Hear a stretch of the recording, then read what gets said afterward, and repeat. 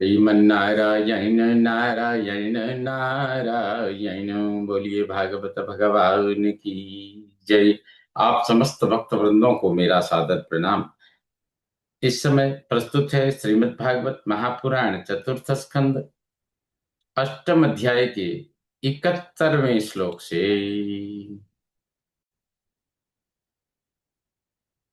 श्रीमन्नारायण नारायण नारायण। तत्राभिषिक्तः प्रयतस्तामुपोष्य विभावरीम् समाहितः पर्यचरत् दृश्यादेशेन पुरुषम्।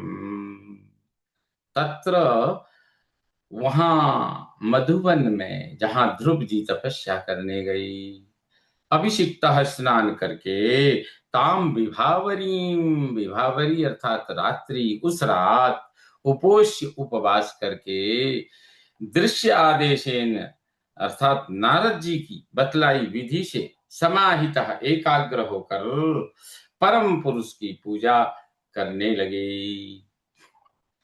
कहते हैं वहां मधुबन में स्नान करके उस रात उपवास करके नारद जी की बतलाई विधि से एकाग्र होकर ध्रुव उस परम पुरुष की पूजा करने लगे।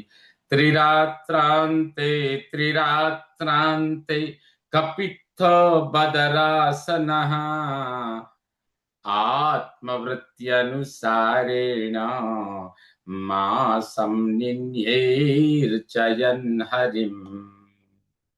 आत्मवृत्ति अपनी आजीविका के अनुसारेण अनुसार त्रिरात्रंते त्रिरात्रंते तीन तीन दिनों के बाद कपित्थ बदर असनहा कैथ और बेर खाकर, यानी 3 दिन कैथ खाए और 3 दिन बेर खाए, ऐसे हरिम अर्चयन श्री हरि की पूजा करते मासम निन्ये 1 महीने बीत गया, बिताया। अर्थात अपनी आजीविका के अनुसार 3 3 दिनों के बाद, 3 3 दिनों के बाद कैथ और बेर खाकर श्री हरि की पूजा करते 1 महीने बिताया। द्वितीयं च तथा मासम षष्ठे षष्ठेर्भके दिने तृणपर्णादिभिः शीर्णैः कृतान्नोऽभ्यर्चयद विभुम्। तथा द्वितीयम च मासम, इसी प्रकार दूसरे महीने में क्या किया, अर्भकः वह बच्चा, छोटा बालक, 5 वर्ष का बालक, षष्ठे षष्ठे दिन, हर छठवें दिन, पहले महीने हर तीसरे दिन और दूसरे महीने में हर छठवें दिन, शीर्णैहि तृणपर्णादि भी, सूख कर गिरे तिनकों पत्तों आदि का कृत अन्न आहार करके विभुम अभ्यर्चयत, भगवान की पूजा करता था। कहते हैं कि इसी प्रकार दूसरे महीने में वह बालक ध्रुव हर छठवें दिन सूखे गिरे तिनकों पत्तों आदि का आहार करते हुए भगवान की पूजा करता था। तृतीयं च नयन्मासम नवमे नवमे हनि अभक्ष उत्तम श्लोको मुपाधावत् समाधिना। कहते नौ में अहनी, और तीसरे मास में क्या किया, तो अहनी अभक्ष, और हर 9वें दिन, जब तीसरा महीना शुरू हुआ तो हर 9वें दिन केवल जल पीकर, अभक्ष जल, हाँ, जल पीकर, उत्तम श्लोक भगवान की समाधिना उपाधावत, समाधि लगाकर पूजा करते। तृतीयम च मासम अनयत, इस प्रकार तीसरे महीने को बिताया। अर्थात हर 9वें दिन केवल जल पीकर उत्तम श्लोक भगवान की समाधि लगाकर पूजा करते हुए बालक ध्रुव ने यह तीसरा महीना व्यतीत किया। चतुर्थमपि वै मासम् द्वादशे द्वादशे हनि वायुभक्षोजितश्वासो ध्यायन् देवमराधयत् ध्यायन् देवमधारयत्। चतुर्थ मासम मय्यपि, और चौथे महीने में भी द्वादशे द्वादशे हनि, हर 12वें दिन वायु भक्षा केवल श्वास लेकर, जित श्वास, श्वास को जीत कर, ध्यान करते हुए, देवम अधारयत, भगवान को हृदय में स्थिर कर लिया। अर्थात चतुर्थ महीने में भी हर 12वें दिन केवल श्वास लेकर, श्वास को जीत कर, ध्यान करते हुए भगवान को हृदय में स्थिर कर लिया। पंचमे मास्यनुप्राप्ते जितश्वासो नृपात्मजः ध्यायन् ब्रह्मपदैकेन तस्थौ स्थाणुरिवाचलः। पंचमे मासी अनुप्राप्ते, इस प्रकार 5वां महीना लगने पर, जित श्वास नृपात्मजः, श्वास को जीत कर राजकुमार ध्रुव ब्रह्मध्यायन, ब्रह्म ध्यान करते हुए, पदयकेन, एक पैर से, स्थाणुइव अचलः, ठूंठ के समान, निश्चल तस्थौ, खड़े हो गए। अर्थात 5वें महीना जब आरंभ हुआ, तब श्वास को भी जीत कर राजकुमार ध्रुव ब्रह्म ध्यान करते हुए एक पैर से ठूंठ के समान निश्चल खड़े हो गए।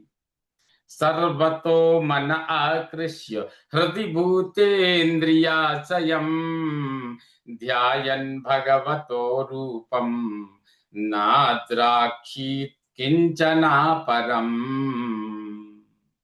सर्वतः भूतेन्द्रिय आशयम मन हृदय आकृष्य, सर्वतः चारों ओर से, भूतेन्द्रिय पंचभूत, इंद्रिय इंद्रियां, और आशयम मनः, और इंद्रियों के आधार मन को, हृदय आकृष्य, हृदय में खींच कर, भगवतः रूपम ध्यायन, भगवान के रूप का ध्यान करते हुए, किंचन अपरम न अद्राक्षित, कुछ भी दूसरे को नहीं देखा।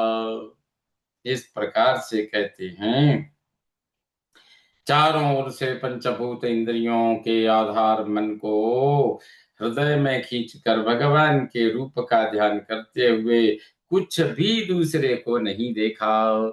आधारम महदादीनाम प्रधान पुरुषेश्वरम ब्रह्मधारयमाणस्य त्रयो लोकाश्च कंपिरे। महदादि नाम, महत्त्वादि सब तत्वों के आधारम, आधार, प्रधान पुरुष ईश्वरम, प्रकृति और पुरुष के स्वामी, ब्रह्मधारयमाणस्य, परम ब्रह्म की धारणा करने पर, त्रयः लोकाः च कंपिरे, तीनों लोक कांप उठे, कांप उठे, कहते हैं। इस प्रकार महत्त्वादि सब तत्वों के आधार, प्रकृति और पुरुष के स्वामी, परब्रह्म की धारणा करने पर तीनों लोग कांप उठे। यदैकपादेन स पार्थिवार्भकस्तस्थौ तदङ्गुष्ठनिपीडितामही न नाम तत्रार्धमिभेन्द्रधिष्ठिता तरीव सव्येतरतः पदे पदे। सपार्थिवार्भकः, वह राजकुमार, यदा एक पादे न तस्थौ, जब एक पैर से खड़ा होता था, तत् अंगुष्ठ निपीडिता, उसके अंगूठे से दबकर, मही तत्र अर्ध न नाम, पृथ्वी उस ओर आधी झुक जाती थी। इभेन्द्र अधिष्ठिता, इभ इंद्र अधिष्ठिता, इंद्र अधिष्ठिता, गजराज के चढ़ने पर, पदे पदे, पद पद पर, सभ्य इतरता, बाएं दाहिने, तरी इव नौका के समान।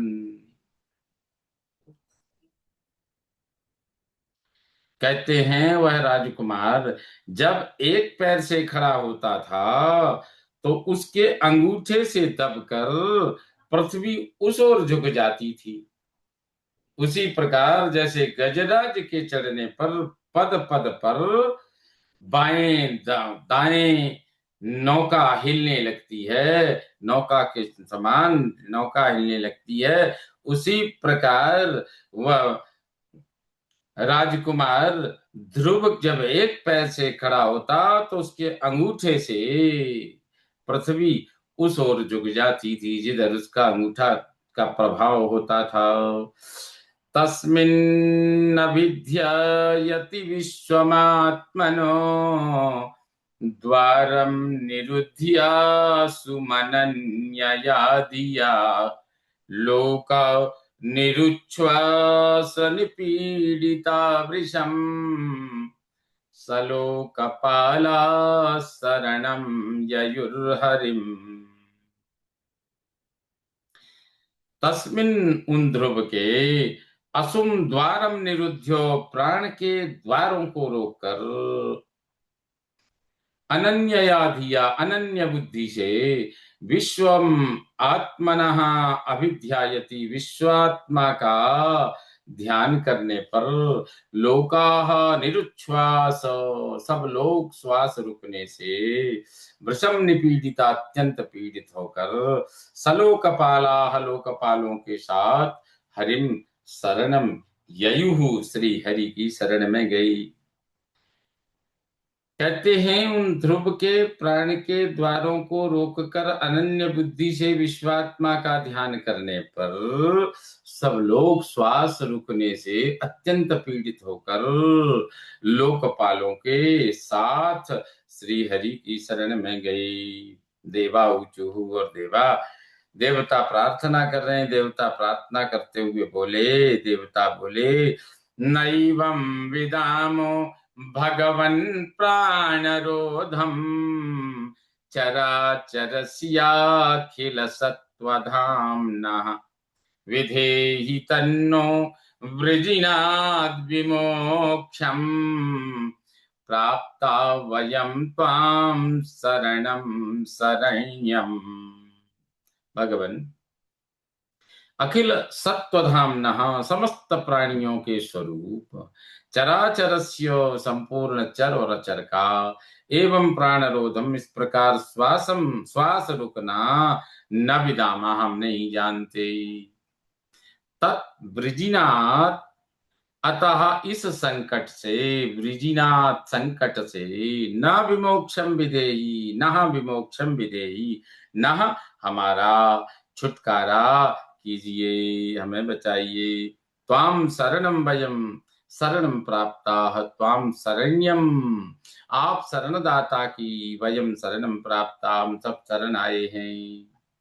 अर्थात देवता कहते हैं कि हे भगवान, समस्त प्राणियों के स्वरूप संपूर्ण चर चर का इस प्रकार श्वास रुकना हम नहीं जानते, इसका कारण हमें नहीं पता, लेकिन चराचर का इस समय श्वास रुका हुआ है। अतः इस संकट से हमारा छुटकारा कीजिए, आप शरणदाता की हम शरण आए हैं। श्री भगवान उवाचो, भगवान कहते हैं मां भैष्टबालम तपसो दुरत्ययात् निवर्तयिष्ये प्रतियात् स्वधाम यतो हि वः प्राण निरोध आसीत् औत्तानपादिर्मयि संगतात्मा। ही उत्तानपाद ही, भगवान कहते हैं क्योंकि उत्तानपाद का पुत्र ध्रुव आत्मामयी संगतः चित्त को मुझ में लगा चुका है। यतः वह प्राण निरोध, यतः वह जिससे तुम लोगों का प्राण निरोध आसीत श्वास रुक गया है। बालम दुरत्ययात उस बालक को दुष्कर तपसः तपस्या से निवर्तयिष्ये निवृत्त कर दूंगा। भैष्टमा डरो मत, स्वधाम प्रति यातो अपने अपने धाम को लौट जाओ। भगवान कहते हैं कि भाई इस समय उत्तानपाद का पुत्र ध्रुव चित्त को मुझ में लगा चुका है, जिससे तुम लोगों का श्वास रुक गया। उसने चूंकि अपनी श्वास स्थिर कर दी मुझ में लगा करके, अतः उसके श्वास रुकने से सारे जगत का श्वास रुक गया है। अतः उस बालक को दुष्कर तपस्या से मैं निवृत्त कर दूंगा, डरो मत, अपने अपने धाम को लौट जाओ। इस प्रकार इति श्रीमद्भागवते महापुराणे पारमहंस्यां संहितायां चतुर्थ स्कंधे ध्रुव चरिते अष्टमोऽध्यायः। श्रीमन्नारायण नारायण नारायण। बोलिए भागवत भगवान की जय।